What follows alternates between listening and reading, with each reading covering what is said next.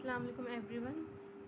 आज हम स्टार्ट कर रहे हैं इस चैप्टर का, चैप्टर नंबर 3 का दूसरा पार्ट। इसमें हम पढ़ेंगे आज control of gene function and biochemical activity in cells. अच्छा, तो अब जैसे हमने पिछली दफ़ा पढ़ा था ट्रांसलेशन, ट्रांसक्रिप्शन वगैरह का, कैसे प्रोटीन्स वगैरह बन रहे हैं, सब कुछ हो रहा है। आज हम पढ़ेंगे कि इसको रेगुलेट करने के लिए कौन से मैकेनिज़म्स काम हमारे इम्पोर्टेंट होते हैं, कौन से मैकेनिज़म हमारी बॉडी में काम कर रहे होते हैं। तो ऐसे में हमारे पास दो होते हैं मैकेनिज़म्स, मेथड्स होते हैं। एक होता है जेनेटिक रेगुलेशन और दूसरा होता है एंजाइम रेगुलेशन। अब हम इनको एक एक करके पढ़ते हैं। अच्छा, जेनेटिक रेगुलेशन क्या होती है? जेनेटिक रेगुलेशन एक तो पहली बात कवर कहाँ से करती है, जो इंटायर प्रोसेस होता है ट्रांसक्रिप्शन से लेकर ट्रांसलेशन तक, फॉर्मेशन ऑफ प्रोटीन्स तक का, उस पूरे प्रोसेस को ये जेनेटिक रेगुलेशन कंट्रोल करती है। सही है। अच्छा, जेनेटिक रेगुलेशन से हम जेनेटिक रेगुलेशन और रेगुलेशन ऑफ जीन एक्सप्रेशन, इसका मतलब क्या है? इसका मतलब है, जैसे यहाँ आपने लिखा होगा कि the ultimate meaning of gene expression is whether and how much of the gene products proteins are produced because proteins carry out cell functions specified by the genes। इसका मतलब है इसका कि इसमें क्या होता है कि इसमें प्रोटीन्स की फॉर्मेशन को कंट्रोल किया जाता है कि कितने प्रोटीन्स बनेंगे और कितने नहीं बनेंगे, क्योंकि अल्टीमेटली जो प्रोटीन्स होते हैं वही तो सब काम कर रहे होते हैं हमारी बॉडी में, मतलब इम्पोर्टेंट काम कर रहे होते हैं, सारे सेल फंक्शंस वगैरह कर रहे हैं। तो इस वजह से जेनेटिक रेगुलेशन जो होती है वो प्रोटीन्स की फॉर्मेशन को कंट्रोल करती है। सही है। अच्छा, अब हम ये करते कैसे होती है in genetic regulation? The promoter control gene expression, मतलब जो प्रोमोटर होता है, जो हमने पीछे जैसे पढ़ा था, प्रोमोटर होता है एक ट्रांसक्रिप्शन में हेल्प करता है। वो क्या करता है? वो हेल्प करता है। अब वो हेल्प कैसे करता है, इस डायग्राम से हम समझेंगे। जैसे कि अच्छा, तो होता क्या है कि जो डीएनए की जीन होती है, डीएनए का स्ट्रैंड होता है, इसमें एक होता है प्रोमोटर होता है। सही है। अब इसमें एक होता है ये टाटा बॉक्स। प्रोमोटर में क्या होता है? टाटा बॉक्स होता है। तो ये क्या होता है? इसमें एक होता है टाटा बॉक्स। अब ये टाटा बॉक्स ये क्या होता है? ये एक 7 बेसिस का होता है, TATAA, इससे बना होता है। इसको हम कहते हैं टाटा बॉक्स। सही है। इससे क्या होता है? टाटा बाइंडिंग प्रोटीन्स अटैच होते हैं, मतलब जो प्रोटीन्स से अटैच होते हैं उनको कहते हैं टाटा बाइंडिंग प्रोटीन्स। और बहुत से ट्रांसक्रिप्शन, तो इन दोनों चीज़ों को हम क्या कहते हैं? Transcription factor ID complex. मतलब क्या है कि जैसे जो प्रोमोटर है इसका, डीएनए का, इस पर टाटा है। सही है।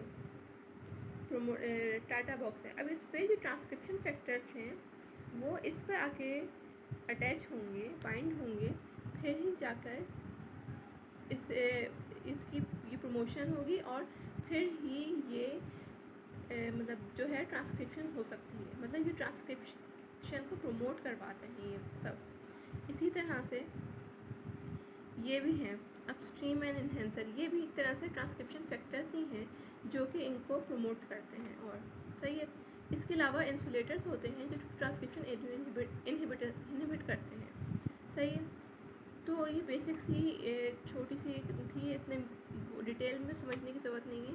बस ये था कि टाटा बॉक्स होता है जो कि जिससे transcription TATA binding proteins bind होती हैं और इसकी ट्रांसक्रिप्शन हेल्प आती है, और ये ट्रांसक्रिप्शन इनहिबिटर्स होते हैं। अच्छा, अब हमारे इसमें है कि other mechanism for control of transcription by the promoter. अच्छा, और मैकेनिज्म्स क्या होते हैं जो कि ट्रांसक्रिप्शन को कंट्रोल करते हैं? सही है।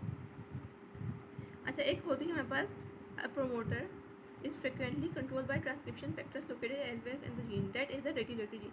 एक होती है हमारे पास रेगुलेटरी जीन जो कि हमारे इसको कंट्रोल करती है, ट्रांसक्रिप्शन फैक्टर को कंट्रोल करती है। सही है। लेकिन the same regulatory proteins functions as an activator for one promoter and an repressor for another promoter, क्योंकि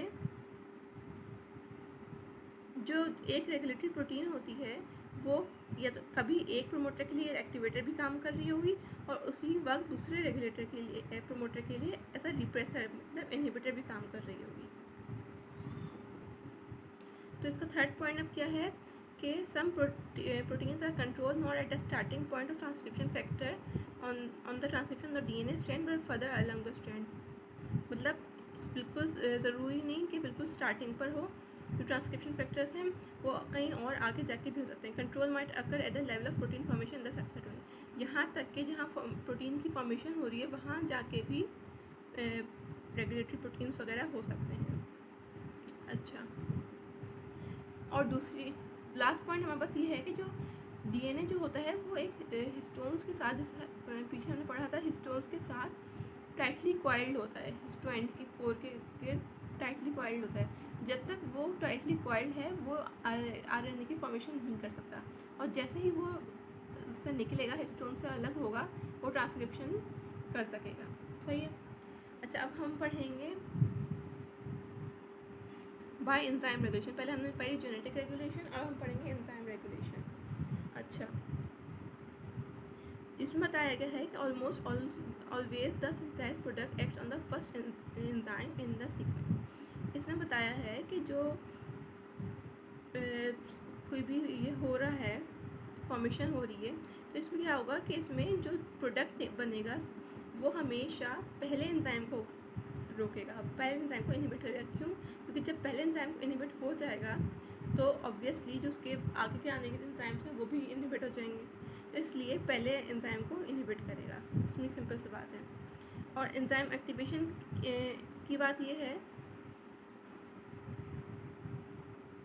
enzymes that are normally inactivated often can be activated when needed. An example of this occurs when most of the ATP has been depleted. अच्छा, मतलब कि बहुत से enzyme जो inactivated होते हैं उनको एक्टिवेट भी कर सकते हैं। इस तरह रेगुलेशन होती है एंजाइम से। किस तरह कि जब ATP डिप्लेटेड होता है तो CMP act as an enzyme activator for the enzyme phosphorylase. CMP activate होता है, उसको फॉस्फोराइलेज को एक्टिवेट करता है। सही है। CMP फॉस्फोराइलेज के लिए एज एन एंजाइम एक्टिवेटर काम करता है और फिर ATP कंसंट्रेशन बढ़ाने में हेल्प करता है। ये होता है जब सेकंड मैसेंजर पढ़ते हैं हम, जाके हम आगे पढ़ेंगे। सही है। तो इसमें बता दिया कि एंजाइम इनहिबिशन एक्टिवेशन कैसे होती है सिंपली। अच्छा, अब हम पढ़ेंगे the DNA genetic system also control cell reproduction. अब हम पढ़ लेंगे जैसे DNA की तो हो गई, अब DNA क्या क्या काम करवा सकता है, तो ऐसा कर कि ऑल्सो कंट्रोल्स सेल की रिप्रोडक्शन भी, मतलब कि डॉटर सेल बनाने में, सेल की तादाद बढ़ाने में भी हेल्प करता है DNA।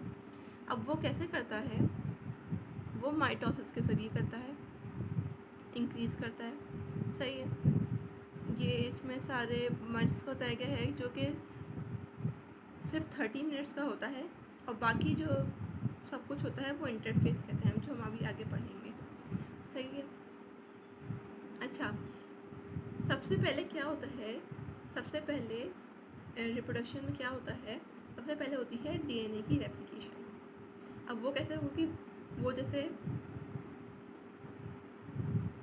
The first step is replication duplication of all DNA in the chromosome. क्योंकि हमें पता है कि क्रोमोसोम्स के अंदर DNA होता है, तो सबसे पहले DNA की रेप्लिकेशन डुप्लीकेशन होगी। सही है। और वो होती कितनी, 5 to 10 आवर्स बिफोर माइटोसिस, 5 से 10 घंटे पहले होती है, और फिर ये 4 से 8 घंटे तक होती रहती है। सही है। इस तरह जब रेप्लिकेशन होती है तो एक DNA से 2 DNA बन जाते हैं। सही है। अब जब रेप्लिकेशन हो गई DNA की, there is another period of 1 to 2 hours before mitosis begins abruptly. अब इस पीरियड में क्या हो रहा होता है, जब ये DNA की रेप्लिकेशन हो गई तो अब इस जो बीच में थोड़ा सा टाइम पीरियड आता है, इसमें होता है DNA की प्रूफ रीडिंग एंड म्यूटेशन। मतलब कि इसमें जो हमारी बॉडी है, जो ये सब रेगुलेटरी हैं, ये क्या करते हैं, जो DNA पॉलीमरेज और DNA लाइगेज एंजाइम्स होते हैं, ये DNA को प्रूफ रीड करते हैं। मतलब देखते हैं कि इसमें ख़राबी तो नहीं, कोई ऐसे सेल बेसिस तो नहीं आ गई कि जो ख़राब हो, जो कोई बीमारी पैदा कर दें, कुछ मसला पैदा कर दें। और अगर उनमें होता है कुछ मसला, अगर बॉडी से हमारी से रह जाता है गलती से, तो क्या करता है वो कहलाती है mutation. When a mistake is made this called a mutation, मतलब कोई खराबी रह गई है डीएनए में जो आगे जाकर हमारी बॉडी में बीमारी पैदा करेगी। सही है। अच्छा,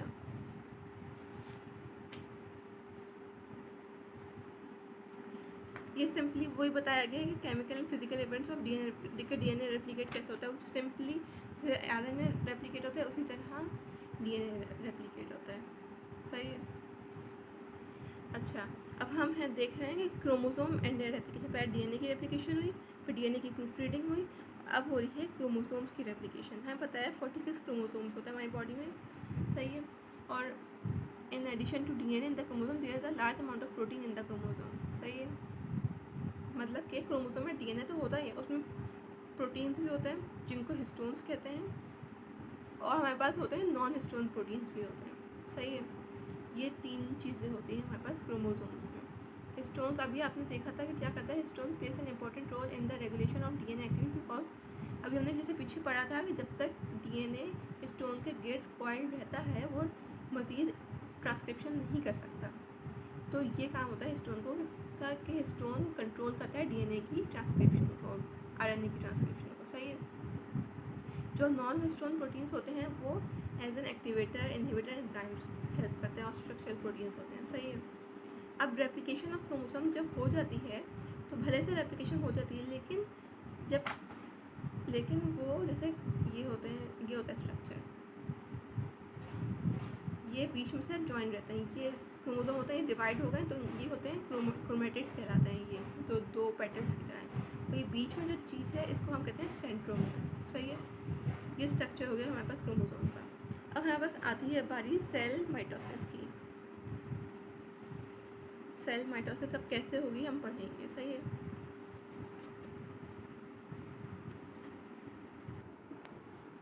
अच्छा, तो अब हम पढ़ेंगे इस डायग्राम से हम सेल माइटोसिस पढ़ेंगे। सही है, क्योंकि इससे समझना बहुत ईजी है। अच्छा, तो होता क्या है, सबसे पहले जैसे दिख रहा है कि सेंट्रियोल्स हैं। सेंट्रियोल्स ऐसी बॉडीज़ होती हैं जो क्या करती हैं, वो फिलामेंट्स वगैरह ये निकालती हैं उसके क्रोमोसोम से अटैच करने के लिए।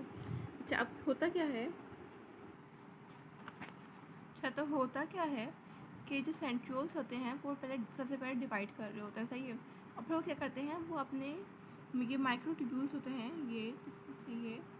ये सब निकालते हैं। सही है।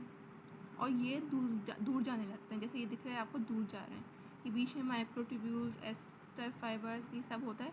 इसको हम कहते हैं माइटोटिक अपरेटस। इस चीज़ को हम माइटोटिक अपरेटस कहते हैं। अब क्या होता है कि प्रोफेज में ये दोनों कोनों पर जाके एक सेंट्रियोल एक पर और एक सेंट्रियोल एक पर जाके चिपक जाता है। सही है। और अपने जो माइक्रोट्यूब्यूल्स होते हैं वो न्यूक्लियर एनवेलप में जाके भेज देते हैं ताकि न्यूक्लियर एनवेलप टूटे और ये इसके अंदर जा सकें।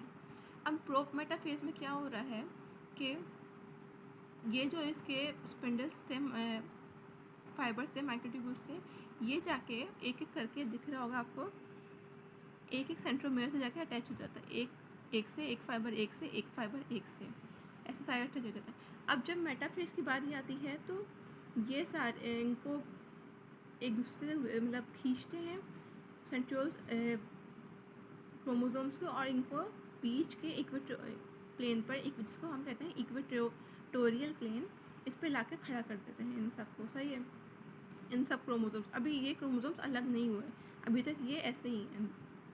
सही है, ऐसे हैं अभी तक। सही है। अब जब एनाफेज की बारी आती है तो ये टूट जाते हैं क्रोमोसोम्स, अलग अलग हो जाते हैं। एक का एक जगह पे, एक जगह पर है, और एक एक फाइबर से अटैच होते हैं ऐसे ऐसे। सही है। और दोनों कोनों में जाते हैं। अब जब टेलोफेज की बारी आती है तो वो अलग अलग जाकर बिल्कुल अलग पोल्स पर चले जाते हैं। सारे फाइबर्स वगैरह जो बीच में से वो सब टूट जाते हैं सबको, और 2 डॉटर न्यूक्लियाई बन जाते हैं। सिंपल। ये होती है सेल माइटोसिस। अब हमारे पास बहुत 2 छोटे से टॉपिक रह गए हैं, apoptosis, programme cell death and cancer. जो कि एपोप्टोसिस है आपको पता ही होगा कि क्या होती है। एपोप्टोसिस होती है प्रोग्राम सेल डेथ, इसके अपोजिट होती है नेक्रोसिस, जो कि किसी बीमारी की वजह से। एपोप्टोसिस मतलब कि बॉडी ही या सेल अपना आपको ही खुद ही एंजाइम्स निकाल के खुद ही मारे, प्रोग्राम सेल डेथ करे। सही है। This process involves a specific proteolytic cascade that causes the cell to shrink and condense, to disassemble its cytoskeleton and to alter its cell surface so that a neighboring phagocytic cell such as macrophage can attach to cell membrane and digest the cell. मतलब क्या हुआ कि proteolytic enzymes जो होते हैं, cascade होते हैं, वो रिलीज़ होता है, एंजाइम्स रिलीज़ होते हैं और सेल को श्रिंक कर देते हैं, उसको कंडेंस करके उसको तोड़ फोड़ देते हैं, सारा उसको साइटोस्केलेटन अलग कर देते हैं और ऐसा कर देते हैं कि कोई भी जो फैगोसाइटिक सेल्स होते हैं जैसे कि मैक्रोफेज होते हैं, न्यूट्रोफिल्स वगैरह, ये आके इसको खा जाएं और सब कुछ ख़त्म हो जाए। ये होती है एपोप्टोसिस। सिंपली ये खुद से रिलीज़ कर रहे होते हैं एंजाइम्स किसी वजह से। और कैंसर क्या होता है? कैंसर होता है जैसे भी हमने पीछे पढ़ा था कि प्रूफ रीडिंग होती है डीएनए की। अगर प्रूफ रीडिंग में कोई कमी रह जाए तो म्यूटेशन हो जाती है। अब ये म्यूटेशन जो होती है वो बहुत सी बीमारियां पैदा करती है हमारी बॉडी में, जिसको हम कैंसर भी कह सकते हैं। सही है। अब हमारे पास होती हैं जो एब्नॉर्मल जीन्स होती हैं, ऑन्कोजीन्स होती हैं, जो कि प्रमोट करती हैं। अगर इनमें म्यूटेशंस हो जाती हैं तो ये एक्टिवेट हो जाती हैं और ये हमारी बॉडी में कैंसर प्रोड्यूस कर सकती हैं। लेकिन इनके ही अपोजिट होती हैं हमारे पास एंटी ऑन्कोजीन्स, जो कि इन ऑन्कोजीन्स को अपोज करती हैं और इनको इनहिबिट करने का काम करती हैं। Only a minor fraction of the cells that mature in the body ever lead to cancer. सिर्फ कुछ ही सेल्स जो होते हैं वो कैंसर की तरफ लीड करते हैं। क्यों? क्योंकि first, most mature cells have less survival capability than normal cells and simply die. क्योंकि उनमें सर्वाइवल कैपेबिलिटी नहीं होती, बन तो गए हैं लेकिन उनमें एबिलिटी नहीं होती कि वो कुछ सर्वाइव कर सकें। Secondly, only are few of the mutated cells that do survive become cancer because even most mutated cells still have normal feedback control. क्योंकि दूसरी बात यह है कि फीडबैक कंट्रोल्स हमारी बॉडी में इतने अच्छे हैं कि वो जो कैंसर सेल बन रहा होता है उसको प्रिवेंट कर देती है। सही है। और थर्ड जो होती है कि हमारी बॉडी का इम्यून सिस्टम इतना अच्छा है कि अगर कोई बन भी जाता है कैंसर सेल तो हमारी बॉडी का इम्यून सिस्टम उसको फ़ौरन ख़त्म कर देता है। और फोर्थ ये है कि हमारी बॉडी को कैंसर सेल्स बनाने के लिए साइमल्टेनियसली बहुत सारे ऑन्कोजीन्स चाहिए होते हैं एक साथ। तो ज़रूर थोड़ी सारे ऑन्कोजीन्स बन गए हों एक साथ ही, उनमें म्यूटेशंस आ गई, तो इस वजह से बहुत से कैंसर्स हमारी बॉडी में नहीं बन पाते। सही है। अच्छा, ये कुछ दी गए हैं कॉजेज़ कि इन वजह से कैंसर हो सकता है हमारी बॉडी में। आयोनाइजिंग रेडिएशंस हो, कोई भी केमिकल सब्सटेंस हो ऐसे कि जो कैंसर जैसे कार्सिनोजेंस वगैरह होते हैं, स्मोक, एस्बेस्टॉस वगैरह जो होता है, फिजिकल इरिटेंट्स वगैरह हों जैसे कि एब्रेशंस हो, लाइनिंग इंटेस्टाइनल कंटिन्यूड एब्रेशन होंगे तो ऑब्वियसली वो म्यूटेशन करेगा। कोई हेरिडिटरी टेंडेंसी हो कि आपकी फैमिली में आप रन कर रहा, और कोई ऐसा वायरस हो जो कि कैंसर करवाता हो। सही है। तो यहाँ हमारा होता है चैप्टर ख़त्म थर्ड, और अब हम नेक्स्ट चैप्टर करेंगे। So stay tune. और कोई भी क्वेश्चंस हो तो आप मुझसे पूछ सकते हैं कमेंट सेक्शंस में।